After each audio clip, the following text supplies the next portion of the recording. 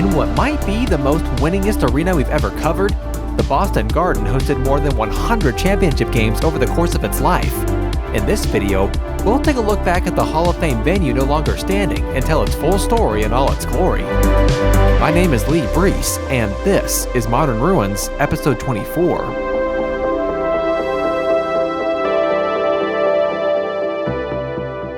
The story of Boston Garden actually starts in Alaska, where the arena's developer first began creating its fortune.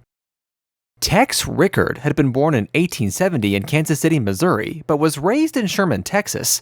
After discovery of gold in Alaska, Rickard soon relocated there before moving to the Yukon Territory during the Klondike Gold Rush.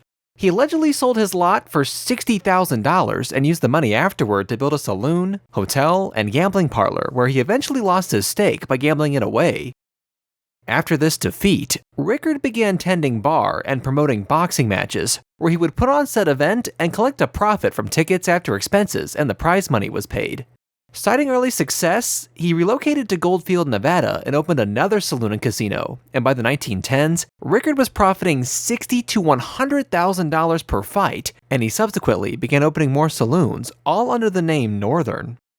After a failed business venture in South America, where he had also joined Theodore Roosevelt on his expedition of the Rio de Duvida in the Amazon rainforest, Rickard returned to promoting boxing matches, but this time in New York City. And it wouldn't be long before he promoted the first fight to ever have a prize over $1 million in 1921, and Rickard made $550,000 on that fight alone.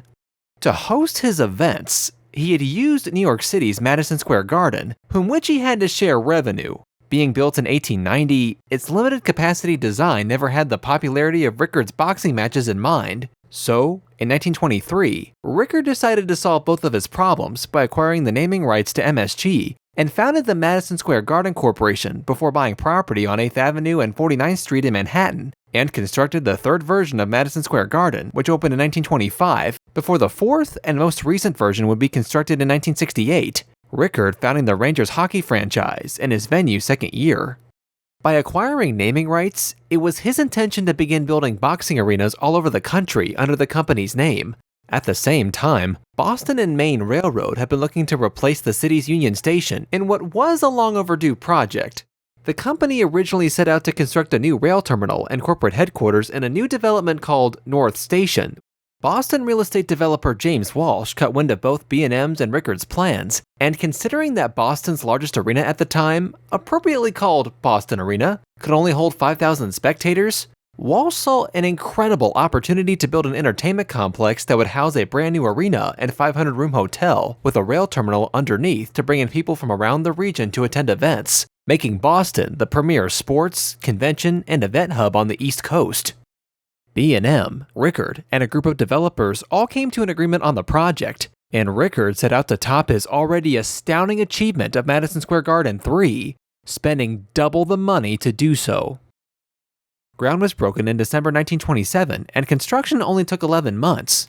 Boston Garden's first event was a boxing match between Honey Boy, Dick Finnegan, and Andre Rutis, which was followed up by a hockey game 3 days later between the Boston Bruins and Montreal Canadiens. Rickard would abruptly die from a ruptured appendix only 2 months after the arena opened while organizing a fight in Miami Beach, and once his body returned to New York, thousands lined the streets of Manhattan to pay their respects to the man who made boxing fights so famous he had to construct his own arenas to house them, which coincidentally also hosted his funeral. Boston Garden was completed at a cost of $10 million in 1928 dollars. It had a capacity of 13,900 for hockey, but the NHL didn't have a standard hockey rink size yet, and so the arena ended up having a hockey rink that was 9 feet shorter and 2 feet narrower than what would eventually become the league standard size. The Bruins would go on to win the Stanley Cup Final in Boston Garden's opening year, winning 2 more championships over the next decade and a half before going on hiatus during World War II. In 1932, the Garden hosted what could be considered the first indoor arena concert, as Benny Goodman was joined by Rudy Vallée and his orchestra in a battle of the bands. Even with the venue's early success, Rickard had constructed the Garden as a boxing arena, with steep and shallow grandstands meant to keep spectators as close to the boxing ring as possible, no matter where they were sitting. Of course, this meant the concourses were significantly undersized, and while the number of the Garden's wooden seats seemed more than appropriate for the time, they were cramped and narrow, and the small confines of the arena's building site limited opportunities for expansion as professional sports grew in popularity, including for sports that came later. Unfortunately, the Madison Square Garden Corporation's ambition of opening namesake arenas all over the country died once Rickard did, and it didn't help that the country had entered a steep depression. After the crash of 1929, attendance to hockey games and boxing matches plummeted. And so 6 years after Rickard's death, the company decided to part ways with Boston Garden, selling the management rights to the Boston Arena Corporation, who was managing Boston Arena, former home to the Bruins. George V. Brown took over as general manager of the facility and was able to string enough traveling ice shows together, known at the time as Ice Capades, to keep the arena afloat. While hockey attendance did eventually rebound, there was no longer enough demand to support multiple fights per week as boxing attendance failed to recover after the Great Depression, and after George Brown's death in 1937, his son Walter took over management of the Garden and saw a new opportunity on the horizon. Professional basketball had been around for several decades at this point, but hadn't yet found solid footing. Early leagues such as the American Basketball League crashed along with the stock market in 1929, and the National Basketball League was only playing in high school gyms in smaller markets. Brown believed that elevating the game to larger hockey arenas in big markets would be well received and provide another source of revenue for his arena. And so, he decided to mortgage his house and found a new league called the Basketball Association of America, with managers of Madison Square Garden, Philadelphia Arena, and Chicago Stadium getting on board, along with managers of 7 additional arenas around the country buying in for the league's first year. Walter Brown, more specifically the Boston Arena Corporation, became an owner of one of the new clubs, which became known as the Boston Celtics, and would play the Garden on nights there wasn't a hockey game. To accommodate its newest tenant, Brown had an alternating direction parquet wood floor added to the Garden, and there is some dispute as to why Brown chose the distinctive pattern, as the record shows that a floor of similar design was already in use at Boston Arena, but the Celtics claim on their official website that lumber was in short supply immediately following World War II, and most of the lumber that did exist was segregated for use on residential homes for returning servicemen. So, the construction company that Brown contracted with ended up using whatever scraps Boston lumber yards had, which was enough to complete a parquet floor design in time for the Celtics' first game of existence, with a more finished-looking version coming later. The unique playing surface ended up having several dead spots where a basketball wouldn't bounce very well, and Celtic players claimed to have used this defect to their advantage, contributing to their long-standing home court success. After the formation of the Celtics, this was now the first time anyone had to alternate between hockey and basketball games. The Celtics typically alternated games between Boston Arena and Boston Garden during the hockey season, but on certain occasions, Garden officials would lay the basketball floor without removing the ice, leading to condensation collecting in puddles on the floor. On top of that, the Garden lacked an HVAC system, leading to fog forming during the Stanley Cup playoffs in the spring to early summer, hurting play and attendance. The Basketball Association of America had to rely on former college basketball stars to bring in fans, but eventually the BAA began drawing in teams from the rival National Basketball League, and the two agreed to merge in 1949, which created the National Basketball Association. After the NBA was formed, Walter Brown's Celtics went off like dynamite, winning their first NBA Finals in Boston Garden in 1957, led by NBA Hall of Famer Bill Russell, before bringing the championship games back to the arena every year for a decade straight, winning 11 championships in 13 years. Coincidentally, in 1957, Boston Garden became the first arena to host the NBA Finals and Stanley Cup Finals at the same time, which would also occur the following year before the Bruins began a decade-long playoff drought after the 1958-59 season. John F. Kennedy would host a presidential rally at the Garden in 1960 that wound up being standing room only, with 100,000 spectators standing outside the arena. Around the same time, the Boston Garden Arena Corporation had acquired the Bruins, meaning that the Garden, Celtics, and Bruins were all owned by the same entity. However, Brown eventually bought the Celtics in his own name, so despite being the manager of the Garden through the BGAC, the Celtics were now a separate entity paying rent to lease the Garden for home games. This will matter later. By the 1970s, the National Basketball Association had started to pick up significantly in popularity, and its rivalry with the American Basketball Association, who brought professional basketball to new markets, only accelerated the growth of both. It was during this decade that municipalities and smaller markets began taking professional sports seriously, and most constructed their first basketball-specific or football-specific venues. This round of new construction made Boston Garden feel more obsolete than it already was. Designed as a boxing arena, it technically wasn't large enough for the now agreed-upon dimensions for the sports it hosted. It had the smallest capacity of any arena used for professional sports in the country, and while its original design was meant to keep fans close to the action, it was incredibly cramped with already small and decades-old seats, and aisles obstructed by structural pillars, where fans filed into hallways after games instead of open concourses. On top of all of that, the Garden still lacked an air conditioning system, and the new arenas coming online had begun experimenting with skyboxes and luxury suites, something that the Garden obviously couldn't accommodate. Conditions at the arena had gotten so bad that starting in 1974, the Celtics would cease playing their entire home game schedule in Boston, and began moving several home games to the Hartford Civic Center in Hartford, Connecticut. This was amidst the Celtics' 1970s dynasty reaching 5 straight Eastern Conference Finals, and it wouldn't be long after before the dawn of the Larry Bird era in the early 1980s, where once again the Celtics would build another dynasty, with a player straight from the basketball mecca as its centerpiece, making 5 NBA Finals appearances in 8 years, and setting the record for home court dominance at a 40-1 record in the 1985-86 season that still stands today, with only the 2015-2016 San Antonio Spurs tying the legendary feat.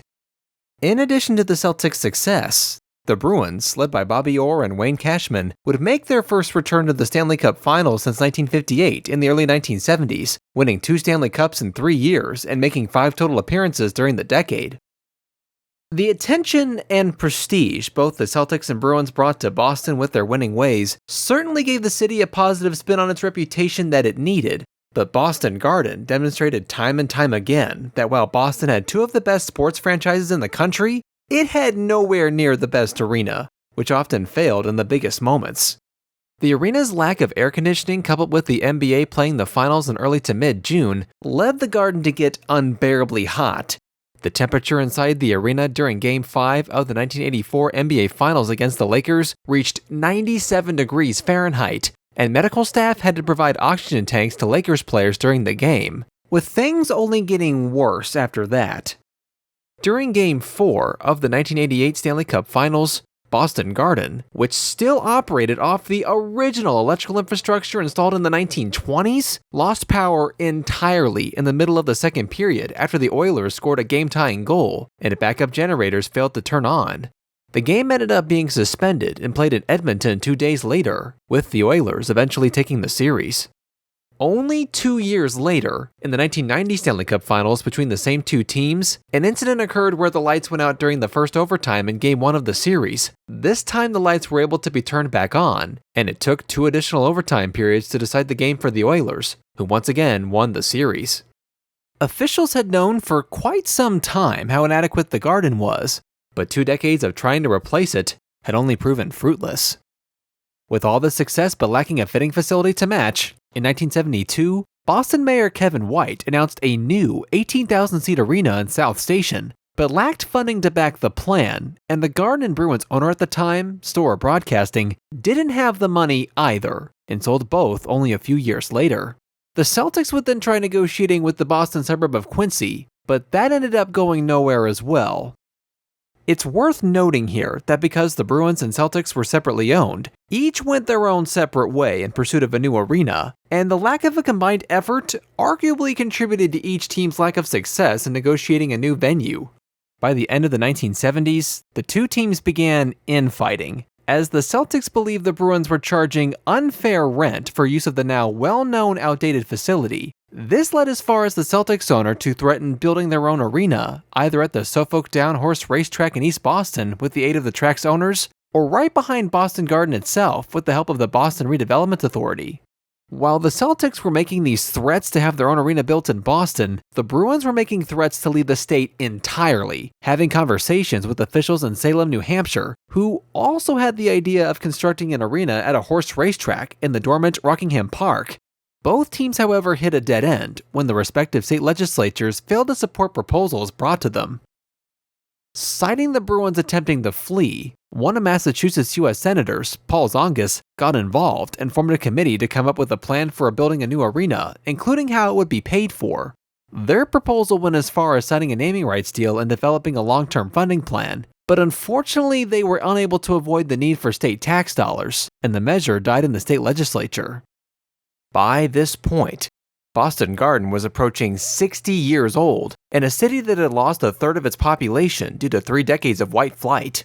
Investing state tax dollars in what was a declining city seemed all but necessary to resurrect it, yet was highly unpopular. And given how long it had taken to come up with a plan for a new venue, there were now calls for the Garden to be preserved on the National Register of Historic Places, creating another hurdle to a new arena.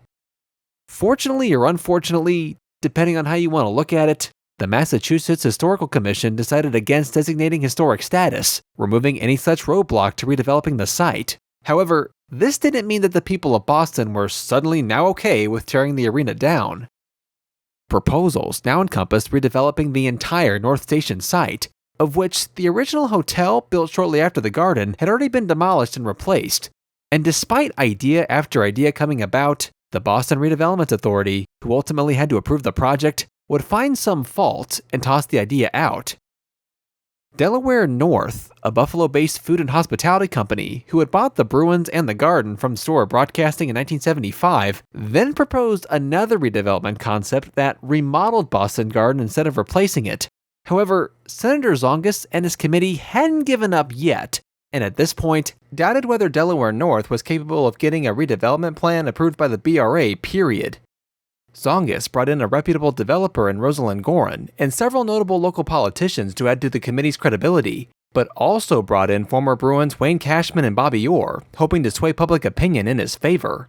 Zongas' committee, now led by developer Gorin, submitted their own proposal, which originally called for Delaware North to sell them the Bruins and the Garden, but the company passed on negotiations, and the committee then called for the city of Boston to take the Garden from Delaware North by eminent domain, so that they could use a mix of private financing and creative tax increases on hotels to build a replacement to the Garden and a mixed-use complex. But this request was obviously a stretch. And so, finally, after decades of trial and rejection, the Boston Redevelopment Authority decided to award Delaware North the right to redevelop the entire North Station site despite Gorin's efforts. It was estimated that the entire project would top $700 million and entail a new arena constructed on a 3-acre parking lot owned by the city behind Boston Garden, hotel, 2 commercial office towers, and rerouting and upgrading rail lines that would sit below the development, in addition to thousands of parking spaces that would also sit under the new construction. Officials suggested that a new arena could be ready by 1992, but lingering effects of the 1980s recession delayed the project from starting, and officials stated further that given the complexity of the project and the additional financing that would be required, there was no guarantee that an arena would be constructed at all. Regardless, the completion of this step was a significant moment in the history of Boston. Mayor Raymond Flynn, who was instrumental in the negotiations, and Governor Michael Dukakis were a few of several who spoke at a press conference celebrating the milestone. After years of decline, Dukakis declared that Boston is, quote, a world-class city that deserves a world-class facility. Conflict between the state legislature and Jeremy Jacobs, the chairman of Delaware North, would continue for several years, namely over items that today are debated as part of the community benefit agreement. But then, after a generation of waiting, groundbreaking for Boston Garden's replacement took place on April 29, 1993, 4 years after the new arena had been announced. Throughout construction, only 9 inches separated the exterior walls of the 2 venues, and once infrastructure and the modified rail lines were set, it took a little over 2 years to complete the new arena. One of the reasons why it took so long to break ground was that Delaware North sought out entirely private financing for the project, and ultimately, a collection of regional banks, namely Shawmut Bank and Fleet Bank, put up the funds. On top of financing, the two were also placing competing offers for naming rights to the venue, which Shawmut eventually won. The bank's color scheme and branding were then added to the new facility, but right before the arena opened, Shawmut Bank and Fleet Bank announced that they would be merging and that Fleet Bank would be absorbing Shawmut, effectively eliminating the brand. and so a mad scramble took place to replace all the signage and colors from the now non-existent company, including replacing every single seat in the arena, as every single one had been stamped with the bank's logo. The night before the grand opening, officials decided to host an official farewell celebration to Boston Garden. Thousands flocked to the soon-to-be-demolished Boston icon to take one final glance at Tex Rickards' boxing arena, where many families had built memories across 3 or more generations. Dozens of athletes and entertainers who had built their careers inside the Garden's walls came out to share their gratitude and memories. None more special than the testimonies from Celtics great Larry Bird and Bruins legend Bobby Orr.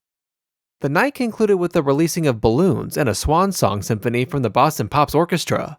The front page in the next day's Boston Globe read, "All New England has lost a friend." And the somber yet celebratory day was succeeded by the opening of the new Fleet Center the next day, on September 30th, 1995. The Bruins played their last home game at Boston Garden 4 months prior in the Eastern Conference quarterfinal, but would play a preseason home game the following season against the Montreal Canadiens to officially wrap up their time at the arena. The team's history at the Garden coming full circle. Afterwards, they would host a special post-game ceremony in which they removed all their championship banners and memorabilia, in what became the Garden's last sporting event just 4 days before it was permanently closed. The Celtics suffered a similar fate, losing their final game in the opening round of the 1995 NBA playoffs against the Shaq-led Orlando Magic. The Celtics would go on to use the same parquet floor at the Fleet Center that they used in the Boston Garden until the end of 1999, at which point the floor was chopped up and auctioned off with other Boston Garden souvenirs. The electromechanical scoreboard that sat over the playing floor was moved to Arsenal Mall in Watertown, west of Boston, until 2018, when the mall went under renovations. The scoreboard was then sold and moved to an apartment complex where it appears to have been altered and perhaps cut in half. Boston Garden would sit vacant for the next 3 years while demolition permits and construction timelines played out. Once everything was sorted out, crews began clawing at the near 70-year-old structure in April of 1998. The proximity of the neighboring Fleet Center only allowed demolition crews to go a few feet at a time, giving fans a once-in-a-lifetime opportunity to capture themselves with the slowly decaying ruins of the soon-to-be-forgotten landmark. Once it was demolished, the site was converted into a parking lot that housed construction personnel and arena staff for the next near 2 decades before the final phase of the North Station redevelopment plan began in 2016. The hub on Causeway, a set of mixed-use buildings, opened in the spring of 2021, over 23 years after Boston Garden had been demolished, and nearly a century after Tex Rickard agreed to bring boxing to Boston. Rickard's grand vision of a nationwide chain of boxing arenas didn't get very far, but the people of Boston, I'm sure, are grateful that he made it as far as he did, even if the Boston Garden lasted a lot longer than it should have. Its shallow and yellow grandstands live in every Larry Bird highlight video, and the distinctive 16 NBA World Championships, 5 Stanley Cup Championships, and countless memorable nights in its history certainly make the Garden a historic venue whose legacy deserves to be preserved. After all, that's why we do this.